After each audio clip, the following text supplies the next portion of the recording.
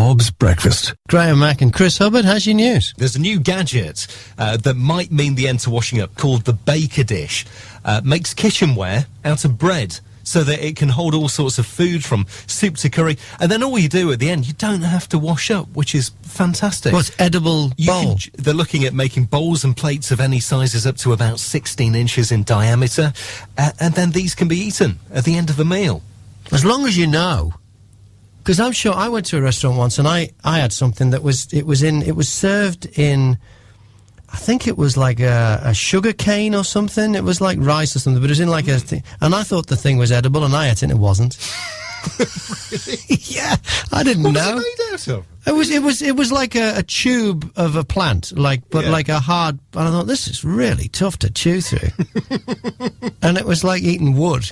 And it wasn't edible. No. My mate in the Navy, his wife sent him a candle for Christmas, and he ate that. He thought it was chocolate. What? It was a candle. It was a snowman, and it was... What, he thought it was white chocolate? Yeah. Because Martin Roberts, my mate from school, was in the Navy. I forget where he was. He's on a ship, and it's Christmas Day, he opens all his stuff, and he's like... Oh, great, a chocolate snowman, brilliant. And then he finds the wick about halfway through. He's eating a candle.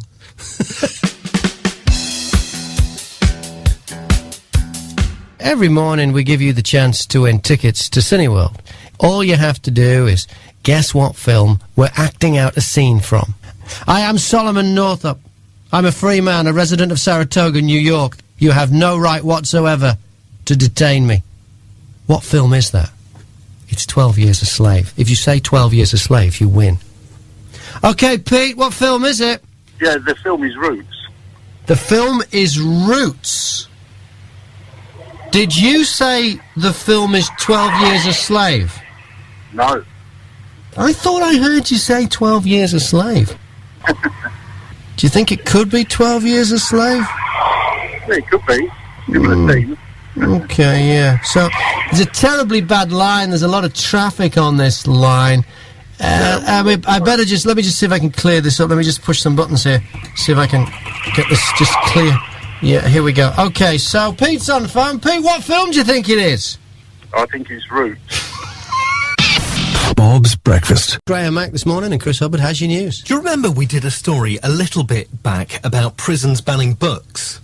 Yeah. Coming in. Well, now this government policy may face a legal challenge. The Ministry of Justice is being told that a female prisoner serving a life sentence has been left in despair by the ban. And a test case is going to court in a bid to try and overturn this policy. This woman saying that she's an epilepsy sufferer, very highly qualified, and says her life's in despair without access to extra books being brought into prison. It's got to go through the whole thing. If you want to be able to read whatever books people send you, don't commit crime. Absolutely. It's a key point, isn't then it? you won't end up in the prison. We're talking about terrible jobs this morning. There's a bloke in China. His job is being hit in the stomach. He charges people to hit him in the stomach. So what's the worst job you've ever had? I remember I had a Saturday job at Liverpool Airport in the Argyle restaurant. I was a kitchen porter, which basically meant I loaded and unloaded the dishwashing machine, the big Hobart dishwashing machine. And I also had to scrape all the plates into this, what I thought was like a waste disposal thing, until the end of the shift on the first day I realised there was just a big plastic bin bag under there collecting them, and I had to drag the thing into the lift to take it down to the... Oh, it was just horrible. But the thing I found out, I read a book about the Beatles recently, and it turned out that John Lennon used to do that job. He was a kitchen porter at Liverpool Airport, and the airport, the new Liverpool Airport, not the one that me and John Lennon worked in, but the new Liverpool Airport is called John Lennon Airport. They've named the airport after him, which means the next airport they build in Liverpool, they're going to obviously name after me.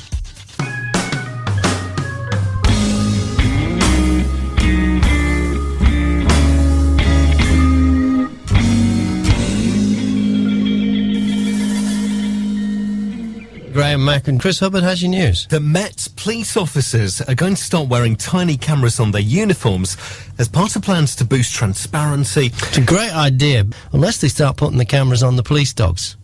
That's very true. Because- I've seen that clip in the news. What's that? Recently. It's a clip that's been posted on YouTube of a dog going for a guy, just lunging forwards, who'd been held for, I think, assaulting 2 police officers, and this dog just lurched forward. That wasn't my worry. It was the dog started licking itself. You know, you don't want to see that on the video, do you?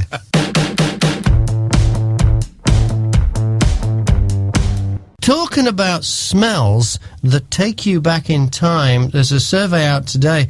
It says that lavender and peppermint are the most likely to spark memories of your grandmother. Oh, yeah, do you know what, actually? Gran and I used to collect the lavender from outside the house, and we used to make little lavender bags, and we'd make them for our underwear drawer. She'd tell them to put them in with our knickers, these little lavender bags, and make them smell nice. And does the smell take you back and remind you of her? Yeah, it does, actually. Isn't that Yeah. nice? So that you can go back in time whenever you like with the right... See, if I went... I mean, I love my grandmother, but the smell that takes me back is tobacco. Nice. Tobacco, just that stale tobacco from the bottom of her shopping bag. Yeah. Oh, you mean the loose stuff? She used to reach, she used to say, "Hey, I'll give you the sweetie," and she'd reach in the bottom of her shopping bag and she'd find like a boiled sweet, whenever you suck on it, the taste of tobacco. Chris Hubbard has the latest news. A Chinese school teacher delighting his students by kissing a pig. Basically, what he intended to do with this is, at the start of term, said, look, if you don't drop litter, you won't get punished, but I'll kiss a pig at the end of term.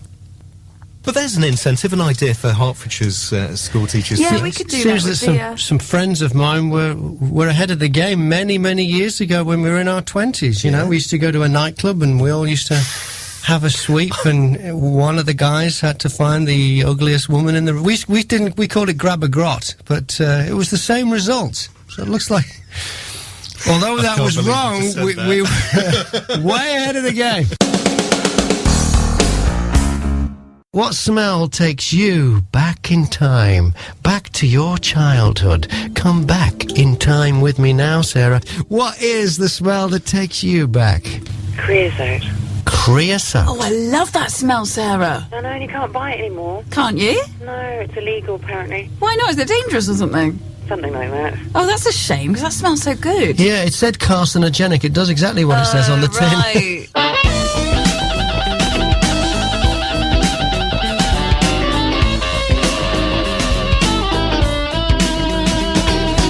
Let's get the latest news now with Chris Hubbard.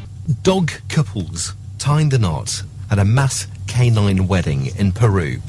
This is something that they thought would be a good idea to promote responsible pet ownership. What, to have married pets? It just sounds a bit odd.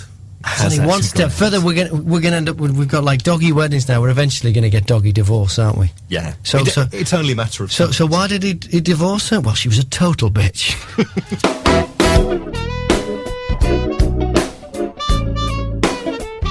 Time is running out if you want to be part of the Cannes Film Festival. No, not that thing that's kicked off in the south of France this week.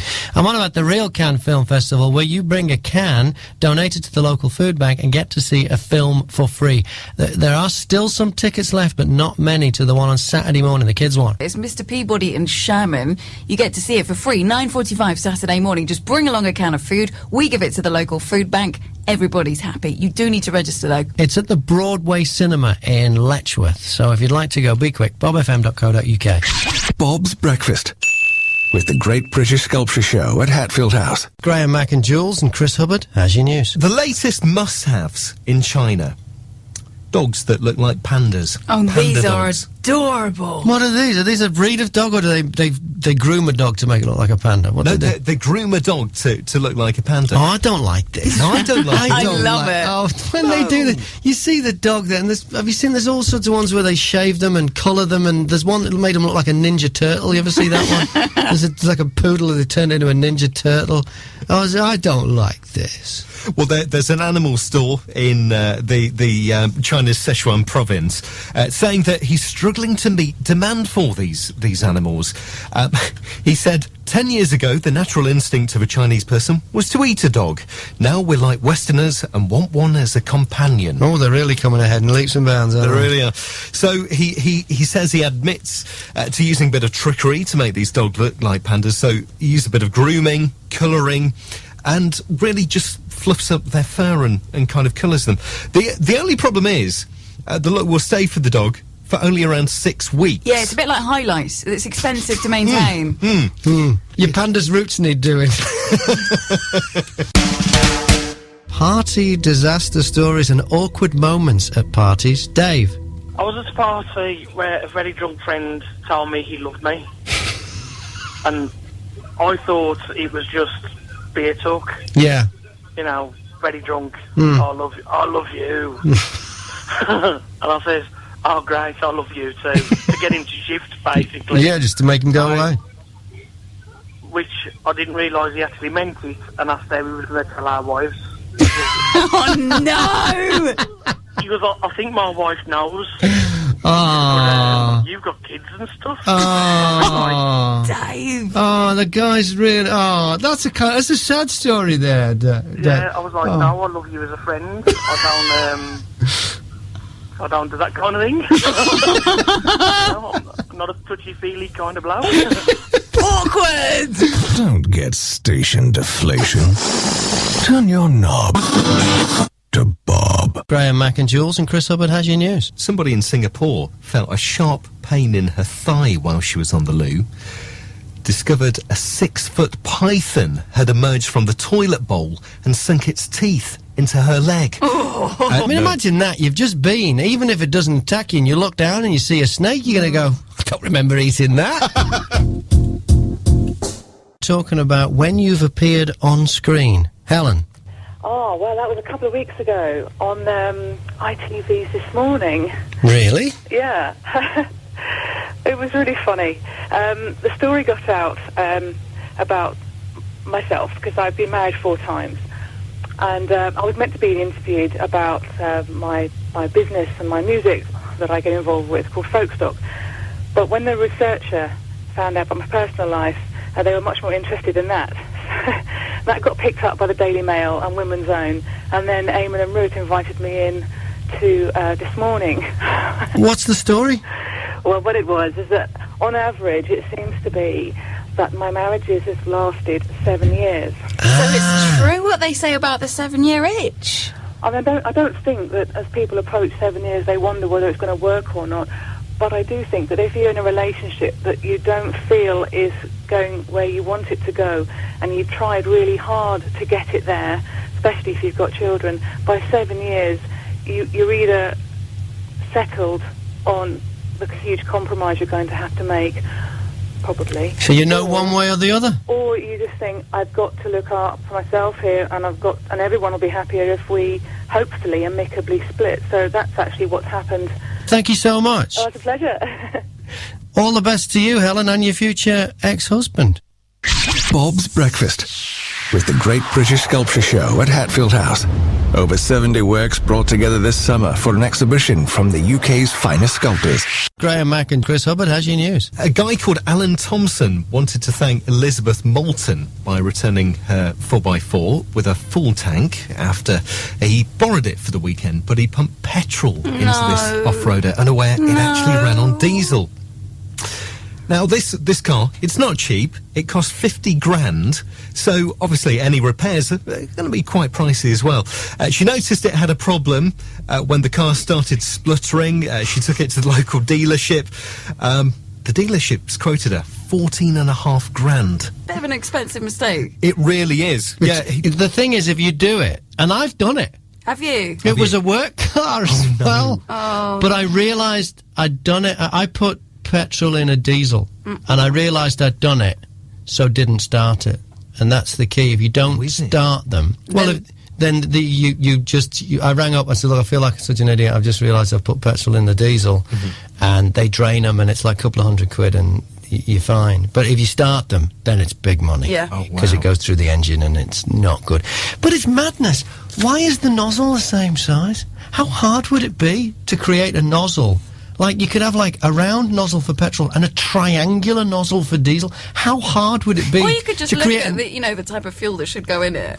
I know, but, I know a guy who, as it turned out, had a brain tumour at the time and did the same thing, and it was because we didn't realise he did it. Sandy, he died in the end, but Sandy did it, and we thought, well, This that's... isn't a great story. No, but we thought, well, that's not like Sandy. He's been driving these cars, these work cars. It was when I was at the BBC. He's been doing this, going out on the road for like 20 years at this radio station. For him to suddenly do it, that's just a bit odd. Yeah. And then, months later, he's diagnosed with a brain tumour. But people, I mean, he had a medical condition, but I've just realised who you're talking about. This is Sandy Martin. Yeah? Yeah, he did it. Goodness. Yeah, swim the marathon. And it all came back to that. But people, you can be having a bad day, you can be having a stressful day, your mind can be on something else, and if it's not your car, if it's a work car or if someone's loaned you a car, it can happen. So why not change the nozzle so it just can't happen? I mean, the petrol station, if you want to use the toilet, they'll give you a key on a big stick so you can't put it in your pocket. But they won't have a nozzle that stops you putting the wrong fuel in.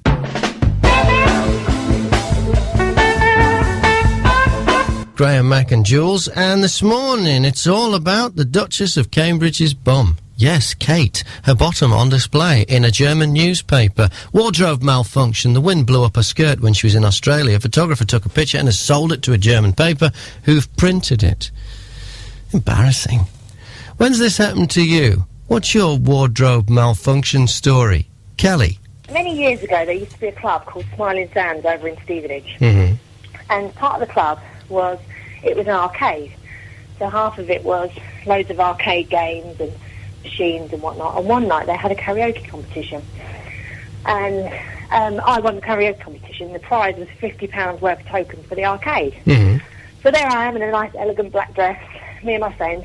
And we were on one of those donkey machines, where you have to ride the donkey really fast. And you have to race. And I didn't realise there was a whole crowd gathering behind me. And I thought, they're cheering us on. Little did I know, the little split at the bottom of my dress was going further and further and further up, till it was possibly about waist height. So there I am with my bum on show, riding as fast as I could. With a crowd of people behind me. More entertaining than the karaoke? Definitely. But it was about the same time as, Liz Hurley came out with the dress with the safety pins. Yes. So we went to the first aider, who gave us loads of safety pins, and I just safety pinned all my dress up. And you were quite the People trendsetter. actually believed it was kind of a couture dress. Thank you so much. When have you had a wardrobe malfunction? 01438 422 106. Bob's Breakfast. The latest news now with Chris Hubbard. Tesco, they're going to be stopping sweets and chocolates being sold at checkouts at its smaller stores in an effort to help customers make healthier choices, they say. They're saying it would take away... If customers could make healthier choices, they could leave the chocolates at the checkout. Graham, Mack and Amy, and Chris Hubbard has your news. Great picture doing the rounds. A bride in Wales in her wedding dress in the supermarket. This quite a few news websites going around on social media this morning as well. She decided to go into a supermarket in a wedding dress to stock up on booze. She said she'd felt no inhibitions in doing this because she'd previously visited the store in her pyjamas, which kind of sums it up, really, doesn't it? I don't know, I've done that. Have you? No. I have been. Amy, why did you end up in this? Because you're not. You're classier than this. Why were you in the? I haven't been in my wedding dress, but I've been in my pyjamas. What happened? You know when it's really late at night and you really want a cup of coffee, and I wasn't going to see anybody, so I just popped on a jacket and my Ugg boots, and that was it. I nipped down to the shop. Just don't do that. Really? Is that not normal? Look, Chris is so disappointed in you. Sorry, Chris. He's known you for 25 minutes. Graham, Mack and Chris Hubbard has your news. You would have thought that NASA would be really at the cutting edge of technology, really kind of pushing themselves forward. So all the astronauts, you would think would have amazing suits and sort of to protect them against the elements. They've now sent a high-tech set of sandals into space. What? Honestly, these things look rubbish. They really do. It's a pair of high-tech sandals, as they're calling them, to help monitor the effects of low gravity on astronauts' bodies. Now, on the face of it, this sounds very, very good, very, very advanced. But when you look at the pictures this morning, it just looks awful. It looks like they've been into a pound shop. NASA lost their way in the early 70s, didn't they? Yeah. I mean, we used to go to the moon. They used to drive a car on the moon. Yeah. How cool is that? That was pretty cool. Last time they did that, 1972. Was it 1972? That was the last moon. There were 6 moon missions. Yeah. 1972 was the last one. 12 men have walked on the moon, and a couple of them have driven a car on the moon. That's it. And we haven't been back. Since then, all NASA does is go up and orbit the Earth. Yeah. They do laps. Yeah. That's it. That's why we're not inspiring generations. We need to do that. We need to go out and just explore. Go back on the moon. Why isn't there a permanent base on the moon? That's a very good point. Why haven't they done that? It's because they didn't plan long term. They decided they went up and they came back. They went up and they came back. What they needed to do was put something in place so that, you know, I got an idea. Go on. All right. You ever see the movie Apollo 13? I've seen bits of it, yeah. Okay. What happens there? On the way to the moon, there's an explosion in the service module. Yes. To get them back, instead of turning them round, they carried on to the moon, went round the back of the moon and used the slingshot effect of the moon's gravity to slingshot around the moon and then come back. Then they fired the engine round the back of the moon. Yeah. They had a burn there, and that brought them back. That's how it's called a free return trajectory. If you put the spacecraft in a certain place, it'll whiz round and automatically come back to Earth. Okay.